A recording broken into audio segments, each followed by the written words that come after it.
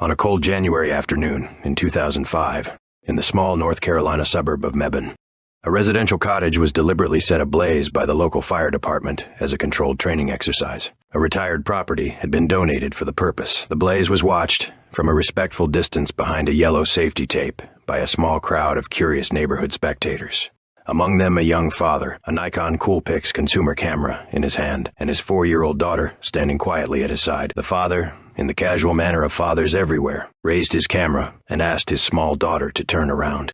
She turned. She did not smile. She delivered, instead, a small private expression, an arched eyebrow, an upturned corner of the mouth, the suggestion of an unspoken thought that she had no intention of sharing. The father pressed the shutter. The photograph that resulted, dear viewer, is now one of the most deployed reaction images in the history of online conversation. The photograph, as a visual composition, is almost laboratory grade in its rhetorical efficiency. In the foreground stands a small girl with curly red-brown hair, dressed in a winter jacket turned in 3/4 profile to face the camera. Her facial expression is the single load-bearing element of the image. The corners of her mouth are turned upward in a small private smile. Her eyes are turned slightly to the side, in the direction of an unspoken thought rather than toward the camera itself. Her right eyebrow is faintly arched. The combined effect is that of a person who knows something, possibly something improper, and has elected not to share it. Behind her, perfectly out of focus but unmistakable in its silhouette, is the burning cottage. The flames are clearly visible. The dark smoke is climbing into the pale sky. The visual juxtaposition between the small child's private amusement in the foreground and the conflagration behind her is what one might call, in the dry language of formal rhetoric, a constitutive opposition. The image is, in effect, a single complete sentence. This child appears with quiet satisfaction to be responsible for that fire. The implication is, of course, entirely false. The fire was set in a controlled manner by trained municipal personnel. The child was 4 years old and had nothing whatever to do with it. The implication, however, is what makes the photograph an instrument of rhetoric rather than a piece of family documentation. In the years following the photograph's capture, the father submitted the image to a small online photography contest hosted by a major American camera manufacturer. The contest was, at the time, an entirely conventional consumer photography promotion. The image won a prize, a modest digital camera, as I recall, and was, in the manner of contest entries, displayed publicly on the manufacturer's website. At which point, in the casual circulation of internet imagery in the late 2000s, it began to drift. By 2008, the photograph had appeared without any further explicit permission from the father or the daughter on a major photography blog under the heading of Humorous Family Moments. By 2009, it had migrated to the message boards that, by this point in our series, we know to be the principal incubators of all such phenomena. By 2010, it had been deployed, in caption overlay form, on a number of image hosting sites devoted to user-generated meme content. It had become, in the parlance of the period, Disaster Girl. What, precisely, did one do with the photograph? One captioned it. One placed, in deliberately ironic terms, a small description of a minor catastrophe for which one took private credit. One declared oneself responsible, in the persona of the small child, for whatever recent everyday disaster had befallen one's social circle. The joke worked, I would propose, on 3 simultaneous registers.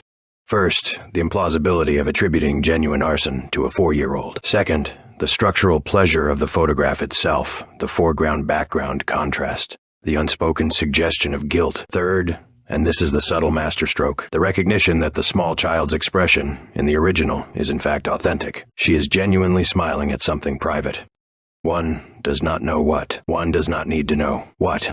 One requires only that her expression be exactly the expression one would expect of a person who had, hypothetically, just committed the act in question. For roughly the entire decade following its initial diffusion, the photograph circulated continuously across the network without any meaningful compensation flowing to its original creators, meaning the father who had pressed the shutter, and the daughter whose face was the focal subject. This is, in fact, the ordinary fate of nearly every photograph that becomes a successful internet meme. The legal mechanisms by which one might assert a copyright over a casual family snapshot, posted to a public contest, are, in practice, extraordinarily expensive and laborious. The young girl in the photograph, whose name, for the historical record, is Zoe Roth, grew up with the curious experience of being, simultaneously, an entirely ordinary American teenager and one of the most recognized faces on the entire internet. She has spoken, in subsequent interviews, of the experience of strangers approaching her in public spaces in her teenage years to inquire whether she was, as the small child she had once been, the source of the disaster. In one celebrated incident, she attended a college party where a poster of the photograph had been hung on the wall.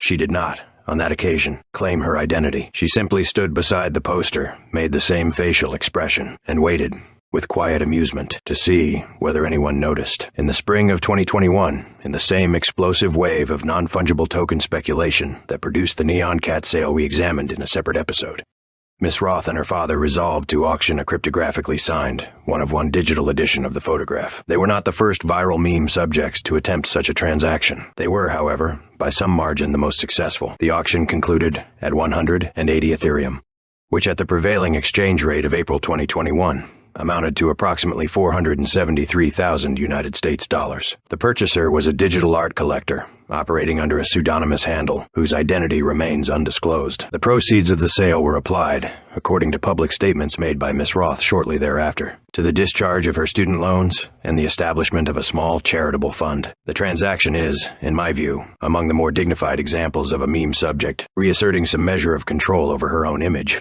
Miss Roth had not consented to most of the unauthorized commercial uses of the photograph over the preceding decade. She had not been compensated for them. She had been, in effect, a private citizen whose face had been entered into a 15-year-long, uncompensated cultural lease against her will. The auction did not, of course, recover that lost decade. It did, however, allow her to monetize, on her own terms, in a single transaction, the underlying iconography that she had inadvertently produced as a child. One of the more interesting elements of the auction structure was that Miss Roth and her father retained the underlying copyright in the photograph.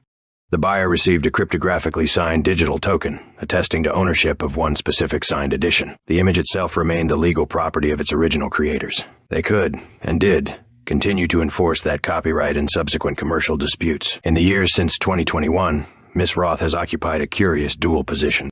She is the original subject of one of the most widely circulated reaction images in the history of the network. She is also, as a private adult, a citizen with the ordinary expectations of privacy that her face, in any other configuration, would entitle her to. She has, by her own statements in subsequent interviews, made a kind of peace with the configuration. She is not, she has emphasized, the small child in the photograph any longer.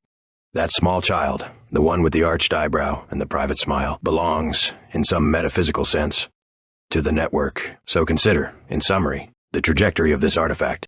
A father takes a candid photograph of his small daughter watching a controlled training fire. He enters it in a consumer photography contest.